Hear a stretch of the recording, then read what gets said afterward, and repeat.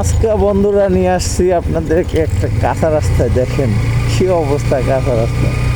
গ্রামের মানুষ এভাবে কাঁচা রাস্তায় এখনো মানে চলাফেরা করে। ওর বাপরে বাপ, সেই মানে কাঁচা রাস্তা, রাস্তার অবস্থা দেখেন, অবস্থা এখনো মানে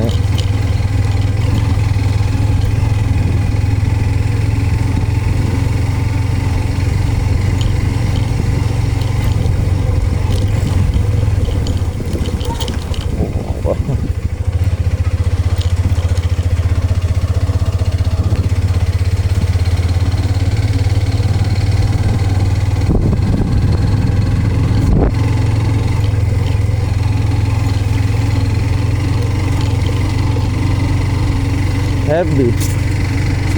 মানে কাঁচা রাস্তা দিয়ে আপনি না চললে বুঝতে পারবেন না যে গ্রামের মানুষের জোশটা কীরকম।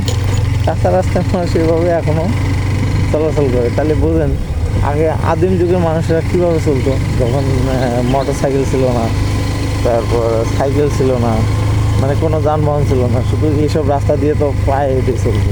আর এই রাস্তাগুলো তো তখন এইরকম চওড়াও ছিল না, শুধু ছোটো ছোটো রাস্তা ছিল, মানুষ ছোটো রাস্তা দিয়ে চলাচল করছে।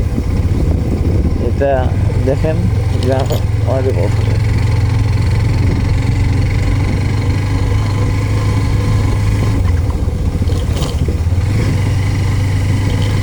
এদিকে যদি যাতায়াত না করা যায় তাহলে বুঝতে পারবেন না যে গ্রামের মানুষের মূল রহস্যটা কি, তাদের গ্রামটা এত ভালো লাগে কেন। আসলে সব কিছু তো আর পাকা দিয়ে হয় না, পাকা দিয়ে তো আর সব কিছু হয় না। দেখছেন অবস্থাটা, গ্রামের ভিতরে কত সুন্দর।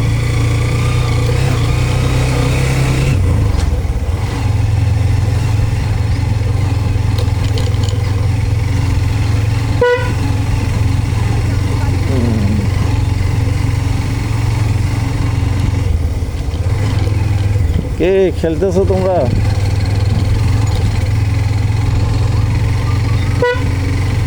আরে বাসেরটা তো সেই সুন্দর। হ্যাঁ,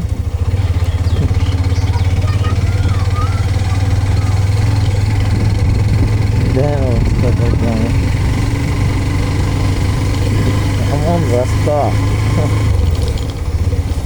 তবে তা ভালো, দক্ষিণাঞ্চলের রাস্তার থেকে এদিকের রাস্তা অনেক ভালো। দক্ষিণাঞ্চলের রাস্তা দিয়ে তো, কাঁচা রাস্তা দিয়ে তো হাঁটাই যায় না, আর এটা তো তাও আছে।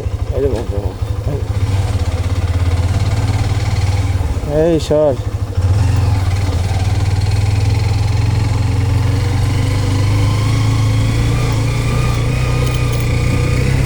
এই যে বুলেট।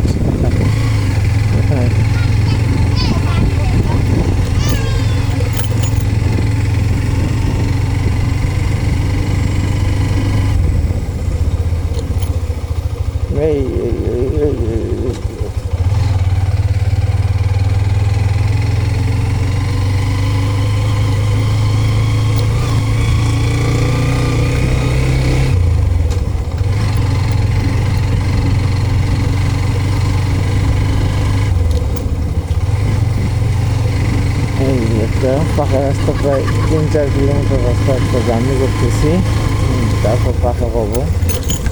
কিন্তু রাস্তাটা এরকম অনেক, মনে হয় বৃষ্টি হয়েছে, বৃষ্টি হয়েছে একটু খারাপ হয়েছে, কাদা হচ্ছে। তবে বন্ধুরা আপনারা যারা গ্রামে আসলে দেখতে পারবেন এর মানে মজাদার বিষয়, খালি পায়ে বেড়ানো কাঁচা মানুষ। ঠিক আছে, ভিডিওটা আজকে এই পর্যন্তই।